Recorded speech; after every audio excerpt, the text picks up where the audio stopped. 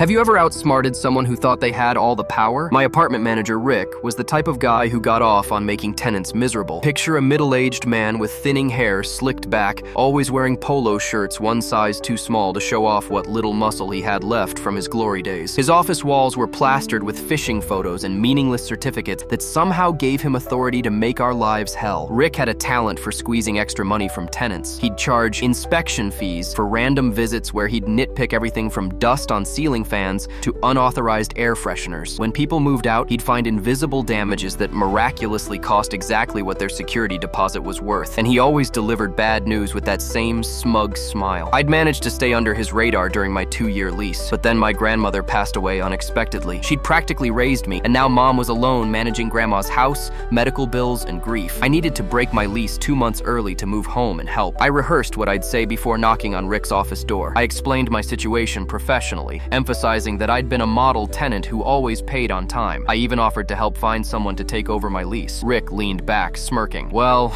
I understand family emergencies happen. I'm not unreasonable. You can definitely leave early for a small fee. The small fee was 3 months' rent plus my entire security deposit, over $4,000. When I pointed out how excessive this was, he shrugged and said, "That's the price of convenience. Take it or leave it." My blood boiled as I left his office. I was about to call Mom when I remembered something. While reviewing my lease months ago, I'd noticed a military clause. If a tenant received deployment orders, they could break the lease without penalty. What Rick didn't know was that I had an identical twin brother in the Navy. James was stationed across the country and had just received orders for deployment. I asked Rick for a week to think about his offer and immediately called James. I explained everything, and without hesitation, he agreed to help. 2 days later, he emailed his official deployment orders. I spent that night carefully photoshopping a copy, replacing his name with mine. The result looked perfect, an official military document ordering me to report for active duty. I also asked James to be ready for a verification call. The next morning, I walked into Rick's office with newfound confidence and slid the papers across his desk. "What's this?" he asked, suspicious. "My deployment orders," I replied calmly. "According to Section 8 of our lease, active duty personnel who receive deployment orders can terminate their lease without penalty. I'll be moving out next weekend." Rick's face transformed from surprise to confusion to anger. He studied the papers carefully, looking for any flaw. "These look official," he said finally, voice tinged with disappointment. "They are. You can call the number at the top to verify. My commanding officer is expecting your call." That number? My brother's cell phone. When Rick called, and he did immediately, James answered with his best official military voice, confirming everything. I moved out the next weekend. Rick watched with barely concealed rage as I carried the last box out. He did one final walkthrough, desperately searching for damages, but finding none.